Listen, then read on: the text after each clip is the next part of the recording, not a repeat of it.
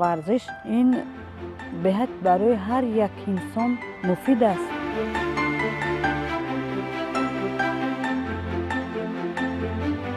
در جامعه معاصر نقش زن روز از روز وسیع‌تر و پرمضمون‌تر می‌گردد. زن نه تنها مادری مهربان و پاسبان عائله است، بلکه می‌تواند در برابر این یک آموزگار صاحب تجربه، کارمند مسئول و شخص فعال در ساحه ورزش باشد. قهرمان امروزه نیز چنین یک زن است که توانسته از میان وظیفه‌های گوناگون زندگی توازن کامل را پیدا نماید. با فرزندو نهاری تیار میکنم. یکیش توی کارخانه کار و فعالیت میکند. فرزند دیگرم باشد دانشجوی کورس سیوم میخواند. فرزند سیومینم باشد صنف 5 میخواند. هر سه و یا با من همچون مادر هر سحر میخیزم از خواب برای خوراک نهاری سحر تیار میکنم. بعدم و یا را به مکتب بسیر میکنم.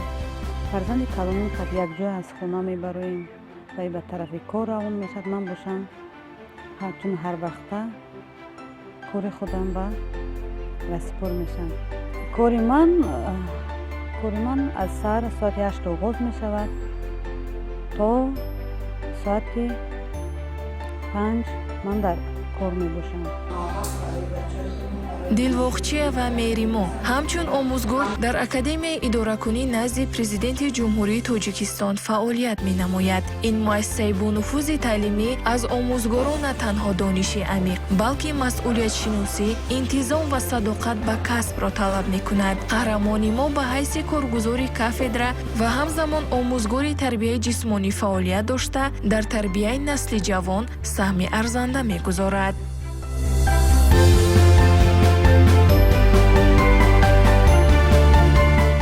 کسب آموزگاری خیلی کسب پرشرف است. من از خورده این کسب رو دوست می داشتم.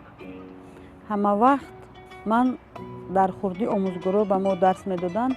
همه وقت هوس می کردم که چون روبر صنفم من همه خیلی آموزگار شوم، آموزگاری سختگیر شوم، آموزگاری که تونم در جامعه کمی هم باشد سهم خود را گذارم. زن بودن و در یک وقت اجرا کردن چندین نقش، مادر، آموزگار و ورزشکار کاری آسان نیست. در برابر فعالیت کسبی او مادری 3 فرزند می باشد. مادر بودن خود یک مسئولیت بزرگ است که صبر و تحمل، محبت و غمخوری به اندازه طلب می کند. اما مهریمو اثبات نموده است که با اراده قوی به نقشه‌گیری درستی وقت و محبت به کسب و عائله همه چیز امکان پذیر است.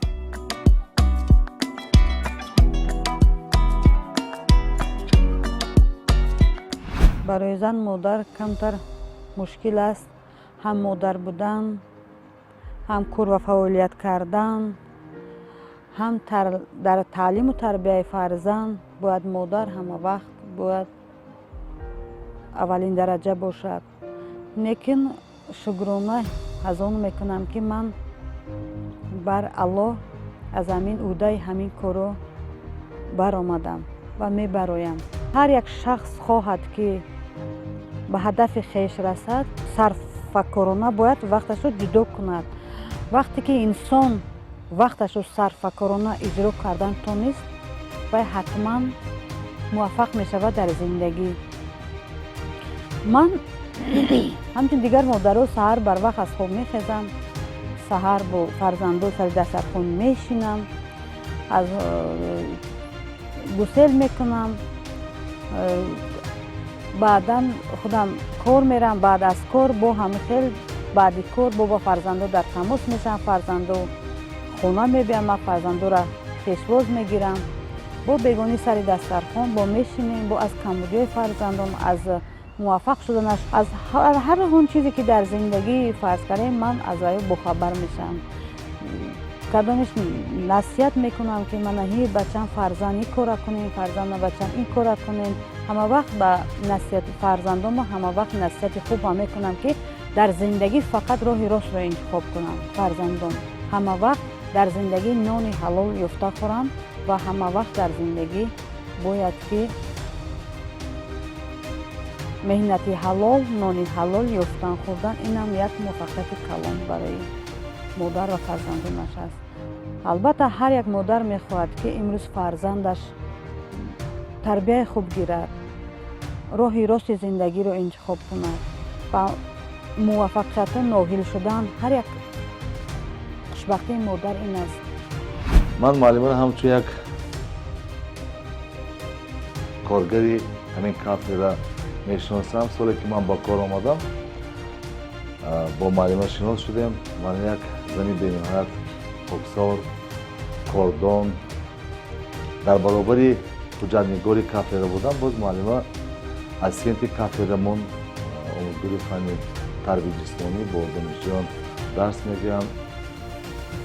дар рафти дарси муаллима мо бештар бо ҳамчун модари тоҷик ки омӯзгори фанни тарбияи ҷисмонӣ ҳастанд, бо донишҷӯён як тарзи тарбияи бадан, дурусти тарбияи бадан, тарзи гузаштани тарбияи дарсҳои тарбияи ҷисмониро бо хонандагон бо ҳамин тарз мефаҳманд ки ҳамин дар дили донишҷӯён бо як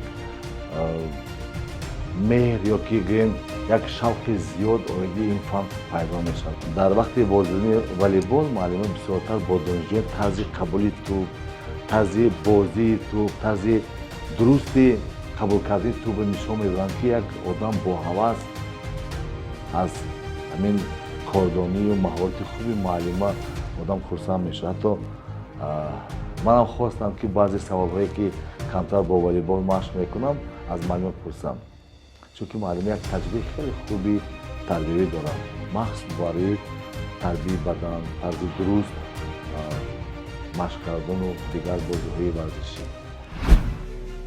яке аз ҷанбаҳои ҷолиби фаъолияти ӯ ин муҳаббаташ ба варзиш мебошад. варзиш барои ӯ на танҳо як машғулияти иловагӣ, балки як қисми муҳими зиндагӣ аст. бо дар назар дошти аҳамияти варзиш дар ташаккули саломатӣ ва иродаи инсон, ӯ дар академия дастаи волейболбозон, футболбозон ва дигар намуди варзишҳоро ташкил намудааст. ин иқдом на танҳо ба рушди варзиш миёни донишҷӯён мусоидат мекунад, балки ба баланд бардоштани рӯҳияи дастаҷамъӣ, дӯстӣ ва ҳамдигарфаҳмӣ низ таъсири мусбат мерасонад.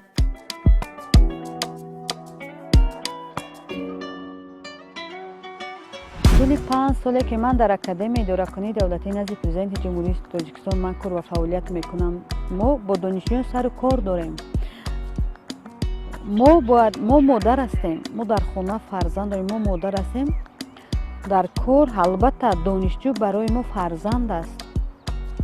мо ҳамчун бо донишҷӯ, ҳамчун бо фарзанд муомила муносибат дорем. вазифаи мо ҳаст ки мо имрӯз бояд донишҷӯро ҳамчун фарзанд қабул намоем, ҳамчун фарзанди худ таълиму тарбия намоем. ҳар як дастоварде ки имрӯз донишҷӯён ба даст меоранд, ин ҳанамун дастоварду заҳматҳои омӯзгорони ҳанамун академия аст ки донишҷӯён ба муваффақияту ноил мешаванд. ҳар сол мо иштирок мекунем дар мусобиқаҳои варзишӣ, ҷиҳати волейбол, дастаи футбол, тенниси рӯи миз, ҳар он бозиҳое ки имрӯз ҳаст дар мо бо донишҷӯ тайёр мекунем ва дастовардҳои зиёдам дорем. моҳи декабр мактуби вазорати мудофиаи ҷумҳурии Тоҷикистон ба мо расид ки мо бояд бори аввал дастаи духтарои футболбозро мо бояд тайёр кунем, ташкил намоем. як навгонӣ буд дар академия ки мо ягон сол футболбоз тайёр кардагӣ набудем, ташкилам накарда будем, надоштем. не ки ба ҳар ҳол мо тавонистем ки ҷои сеюмро ишғол кунем дастаи футболбоз духтарони академияи идоракуниро. барои ман ин як муваффақият буд ки тавонистанд ки маҳорату истеъдоди худашонро дар он ҷо нишон диҳанд. аз тарафи вазорати мудофиаи ҷумҳурии Тоҷикистон духтарои мо мукофотонида шуданд. ман аз сипоснома ҳар яки духтарои мо медал бо сипоснома бо сару либос мукофотонида шуданд. ташкили растаи волейбол кори осон нест. Он аз роҳбарӣ, ташкили машқҳо, ҷалби иштирокчиён ва ҳавасмандгардонии онҳо иборат аст.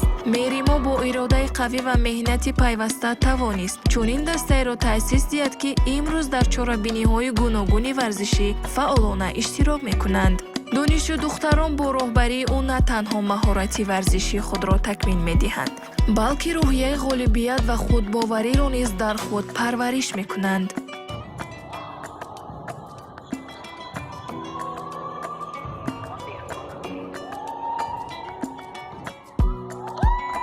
соли гузашта мо бо командаи дастаи волейболбоздухтарони академияи доракунӣ иштирок кардем дар ҳизби халқии ҷумҳурии тоҷикистон ки муваффақ гаштем. бо сипоснома, бо ифтихорнома қадрдонӣ кардаштанд духтарои академияи доракунӣ. новбас аз оне ки мо имсол ташкил кардем дастаи футболбозон ё ки дастаи волейболбозон дорем. инчунин мо дорем дар академияи доракунии давлатӣ назди президенти ҷумҳурии тоҷикистон дастаи гӯштингирӣ, шашка, шахмат, тенниси рӯи миз, ҳар як анамин намуди дастаи варзишӣ ки мо дорем ҳар сол дар ҷумҳурии тоҷикистон ҷо мегиранд, қадрдонӣ карда мешаванд. имрӯзҳо давлати ҳукумат ба масъалаи рушди варзиш ва тарзи ҳаёти солим аҳамияти махсус медиҳад. хусусан саҳми занон бонувон дар рушди варзиш хеле назаррас аст. дар академияи идоракунии давлатӣ низ дар кафедраи илмҳои табиатшиносӣ ва риёзӣ ба варзиш аҳамияти махсус медиҳанд. хусусан фаъолияти муаллима дилбохчӣ ва меҳримо дар самти чорабиниҳои варзишӣ назаррас мебошад. бо дастгирии муаллима якчанд гурӯҳҳои варзишӣ аз қабили гурӯҳи волейболбозон, футболбозон, шоҳмотбозон ва дигар навъҳои варзиш фаъолият карда истодааст ки инҳо дар мусобиқаҳои дохили донишгоҳӣ ва байни донишгоҳӣ иштирок карда сазовори ҷойҳои намоён гардиданд. дар оянда мо ният дорем ки фаъолияти чорабиниҳои варзиширо дар академия васеътар намоем ва мехоҳем ки саҳми бонувон дар рушди варзиш бештар бошад ва хусусан донишҷӯи духтарон гурӯҳҳои варзишӣ ташкил намоянд ва фаъолияти худро пурзӯртар карда мехоҳанд дар чорабиниҳои сатҳи донишгоҳӣ, байни донишгоҳӣ ва ҳатто ҷумҳуриявӣ иштирок намоянд. мо ҳамавақт бонувонро дар самти рушди варзиш ва тарзи ҳаёти солим дастгирӣ менамоем. ҳамзамон ӯ ба худ низ аҳамият медиҳад. машғул шудан ба варзиш ба ӯ нерӯи тоза мебахшад, саломатиашро нигоҳ медорад ва барои иҷрои вазифаҳои рӯзмарра қувва мебахшад. ин як намунаи хубест барои дигар занон ки бояд дар баробари ғамхорӣ ба оила ва кор ба саломатии худ диққат диҳанд. баъдан тӯли ҳафтаи 3 маротиба барои варзиш машғул мешавам. баъди кор 1 соатам бошад, ман ҳамавақт ба варзиш машғул мешавам. бубинед ки ҳар инсоне ки ба варзиш машғул аст, ин мебинӣ ки вай ҳамавақт солиму бардам аст. вай беморхона кам мерад, вай доруворӣ кам истеъмол мекунад. ҳамавақт ҳамин варзиш гарави саломатӣ барои ҳамӣ гуфтагиам ки мо ҳамавақт варзиш кунем. ба хотири нигоҳ доштани саломатиам ҳамеша кӯшиш мекунам ки ба варзишам камеам боша ман машғул шавам. вақте ки варзиш мекунем, ки ман банда варзиш мекунам, ман дар давоми рӯз худамро бардам ҳис мекунам. ман аллакай ҳис мекунам ки ҳамин машқ кардан, тамрин кардан ин аллакай худаш нишон медиҳад ки баъд аз тамрин одам чӣ гуна худашро ҳис мекунад. мо фарз кардем мона кор мекунем аз саҳар то бега, мо корамон бо компютер, баъдан ин ба саломатии мо албатта зарар дорад. мо бояд баъди ҳанамин кор бояд ки ҳатман мо бояд 1 соат баъди кор ба варзиш мо бояд машғул шавем. энергия ки мо давоми рӯз дар мизи корӣ мо сарф кардем, анамон баъде ки 1 соат мо ба варзиш машғул мешавем, вай барқарор карда мешавад. новобаста аз оне ки мо дар ما در کجا کار و فعالیت میکنیم، در کدام ساختاری که نباشد، ما بانوان باید همیشه برای سلامتی خود باید اقلا در یک روز باید 1 ساعت ما باید برای مشق کردن ما باید همیشه وقت جدا کنیم. همیشه حقا 1 ساعت بعد کار ما باید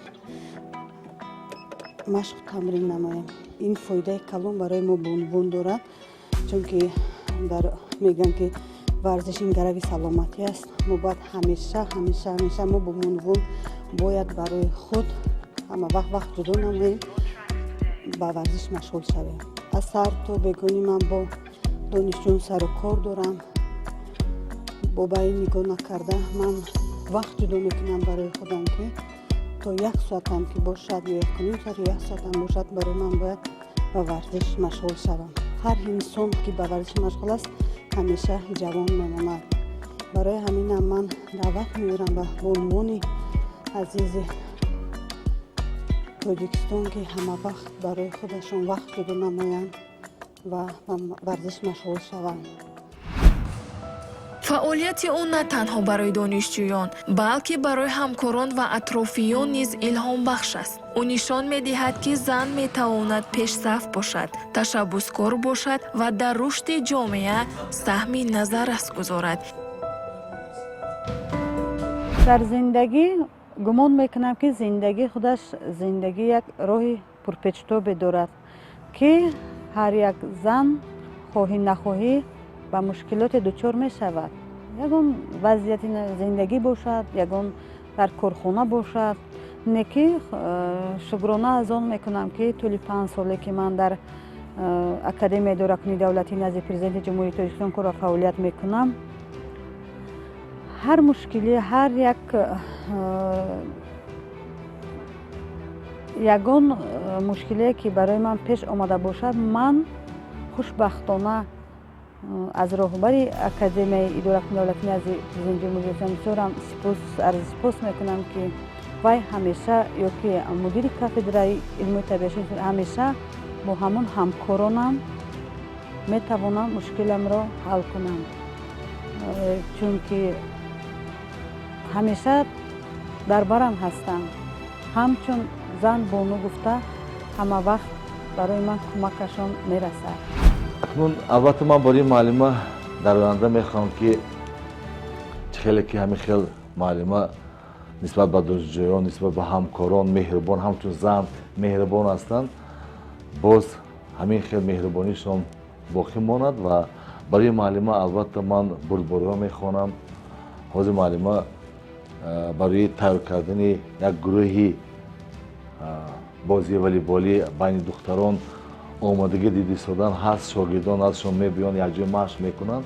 برای من میخوام که معلمه برای جان کردن کاری خود که بینایت ذوق زیاد دارم بردباری، همچون یک زن، همچون یک زنی که با مشق، با تربیه جسمانی مشغول هستند، جوان دختران ما رو درست‌تر نسل تربیه گرفتن هدایت کنند که در بازی‌های ورزشی بین زنها دخترها شاگردان معلمان فعالاً اشتراک کنند. برای معلمان من بردباری میخوام. در آینده نقش‌ها بسیار هستند. میخواهم باز دانش خود را صیقل دهم، کار و فعالیتم را باز خوبتر و بهتر کنم و به زنهای جمهوری تاجیکستان و بانوان گفتنی هستند که شرایطمون فراهم است. ما باید حقاً 1 روز باید هم که باشد باید ما با ورزش مشغول شویم. 1 ساعت هم که باشد ما باید ورزش رو ادامه دهیم. ببینید که امروزها تالارهای ورزشی تمام گوشه و کنار شهرمان تالارهای ورزشی هستند، با تمام شرایطهاش مهیا کرده شده است. بهتر می شود که اگر هم خود و هم فرزندانمون رو ما به ورزش رسپور نماییم که مشغول نماییم.